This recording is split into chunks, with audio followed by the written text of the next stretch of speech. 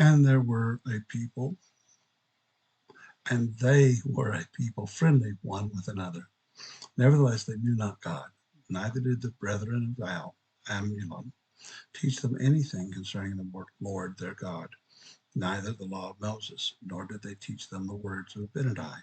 But they taught them that they should keep their record, and that they might write one to another.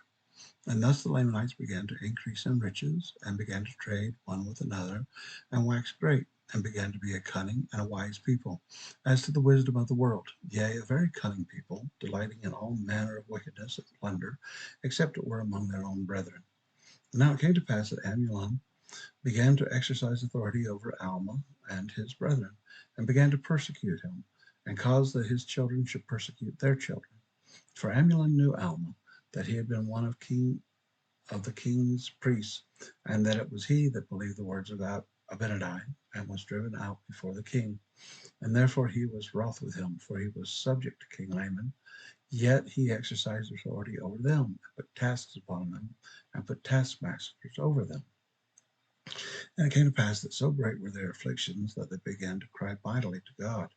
And Amulon commanded them that they should stop their cries, and he put guards over them to watch them, that whosoever should be found calling upon God should be put to death. And Alma and his people did not raise their voices to the Lord their God, but did pour out their hearts to him, and he did know the thoughts of their hearts. And it came to pass that the voice of the Lord came to them in their afflictions, saying, Lift up your heads and be of good comfort, for I know of the covenant which ye have made unto me. And I will covenant with my people, and deliver them out of bondage. And I will also ease the burdens which are put upon your shoulders, that even you cannot feel them upon your backs, even while you are in bondage. And this will I do, that ye may stand as a witness before me hereafter, that ye may know of a surety that I, the Lord God, do visit my people in their afflictions. And now it came to pass that the burdens which were laid upon Alma and his brethren were made light. Yea, the Lord did strengthen them that they could bear up their burdens with ease, and they did submit cheerfully with patience to all the will of the Lord. And it came to pass that so great was their faith and their patience that the voice of the Lord came unto them again, saying, Be of good comfort, for on the morrow I will deliver you out of bondage.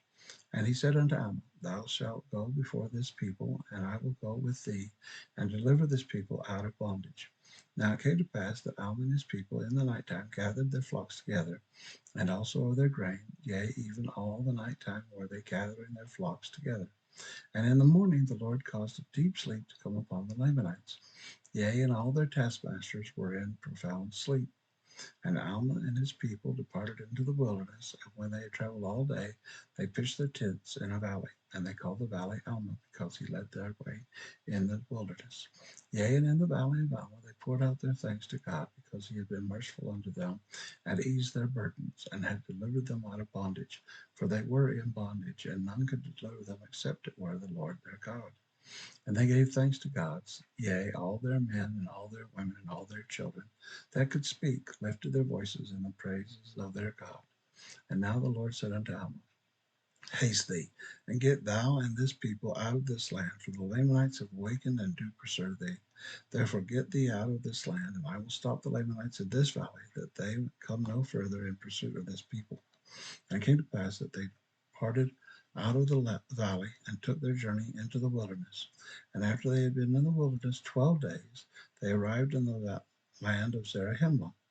And King Mosiah did also receive them with joy.